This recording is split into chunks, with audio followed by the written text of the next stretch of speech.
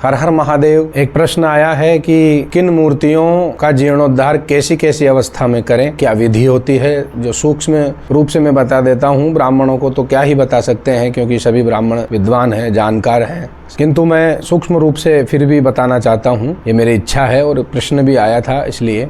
देखिए, हमारे शरीर में अंग 3 प्रकार के होते हैं। इस तरह मूर्तियों में भी उत्तमांग, मध्यमांग और अधमांग होते हैं। तो मूर्ति को आपने बनवाया जब तक प्राण प्रतिष्ठा नहीं हुई और ईश्वरीय तत्व मूर्ति में विद्यमान नहीं हुआ, तो मूर्ति में प्राण विद्यमान नहीं हुए, तब तक वो पूजनीय नहीं होती है। और पूजा पद्धति आगम शास्त्रों के अनुसार, जहाँ मूर्ति विधान के लिए बड़े ही विस्तार से वर्णन है, तो उनके अनुसार उनकी विधि से यदि मूर्ति की प्राण प्रतिष्ठा संपन्न हो या मूर्ति का विसर्जन संपन्न हो तो ही फलदायी होता है। मूर्ति का खंडित हो जाना, ऐसी अवस्था में मूर्ति का विसर्जन कर देना ही चाहिए। ऐसी अवस्था में मूर्ति का विसर्जन कर देना चाहिए। भावनात्मक जो लगाव होते हैं, यदि किसी का मूर्ति से लगाव हो बहुत ज्यादा, तो भी उस समय शास्त्र विधि का ही पालन करना चाहिए। अब मैं आपको बताता हूँ कि कहाँ से ये जो है वचन लिए गए हैं, कहाँ किसका मत है। तो अब आप आराम से सुने, वीडियो पूरा ध्यान से सुने। अग्नि पुराण और हयशीर्ष आगम के अनुसार जीर्णोद्धार मूर्ति का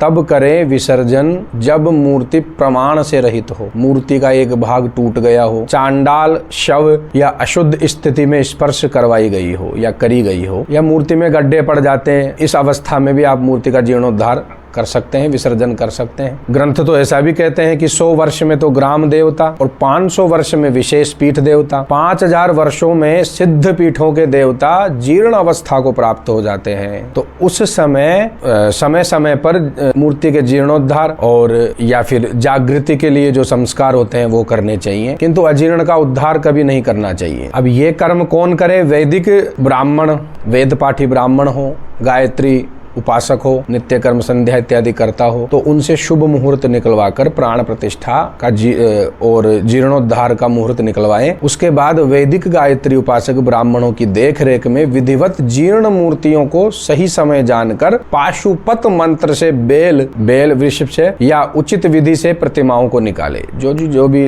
बेल उपलब्ध ना हो तो और भी अन्य विधियां हैं, तो उन विधियों से निकाले। जीर्ण प्रतिमाओं को वस्त्र आदि से ढककर गाजे बाजे से जय जयकार करते हुए, घोष करते हुए उन प्रतिमाओं को वेद मंत्र से गहरे शुद्ध पवित्र जल में विसर्जन कर देवे और क्षमा प्रार्थना भी वहां पर करें। लकड़ी की मूर्ति का अग्निदाह करना चाहिए। पत्थर और धातु की मूर्ति को जल में विसर्जन करें। ब्राह्मणों को गोदान, अन्नदान, वस्त्रदान करें। भोजन करवाएं, कन्याओं को भोजन करवाएं और आवश्यक वस्तुएं भी दान करें। भक्तों को भी वहां पर आप भोजन करवावें। इसके बाद उत्तम लक्षणों से युक्त नूतन प्रतिमा का विधि विधान से प्रतिष्ठा करें। प्रायश्चित विधान भी करें, वरुण पूजन, कलश यात्रा भी करें, मंडप धान्य मंडल बनाकर देवताओं का पूजन करें, नांदी श्राद्ध करें, पुण्याह वाचन करें। जिस देवता का, जो भी देवता है जिनका आप विसर्जन कर रहे हैं, उनके मूल मंत्र से, वेद मंत्र से या मूल मंत्र से जप भी करें, हवन भी करें, तर्पण इत्यादि सभी कार्य करें। विधि विधान से कार्य संपन्न करवावें और श्रद्धा विश्वास भी रखें मूर्तियों के प्रति, नूतन मूर्तियों के प्रति श्रद्धा विश्वास भी रखें।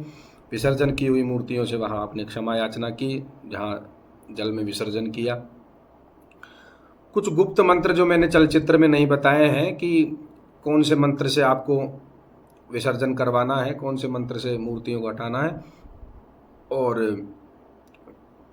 अमुक अमुक देवताओं के कौन कौन से मंत्र हैं, तो वो ब्राह्मणों के लिए ही है जानकारी। तो वो ब्राह्मण सब जानते हैं। यजमानों को इससे कोई ही प्रयोजन नहीं है। यजमान तो यजन करेंगे, ब्राह्मण लोग कर्म समझो और ब्राह्मण लोग कर्म पूरा करवाते हैं। तो इसलिए आप फिर भी किसी को ना समझ में आए तो मेरे से आप पूछ सकते हैं। जो मैंने उचित समझा वो मैंने आज चलचित्र में आपको बताया है, मूर्ति विसर्जन के बारे में, प्रतिष्ठा के बारे में। तो आप इसको ध्यान से सुने, वीडियो को सभी को भेजें, चैनल को सब्सक्राइब भी करें, कमेंट में मुझसे प्रश्न भी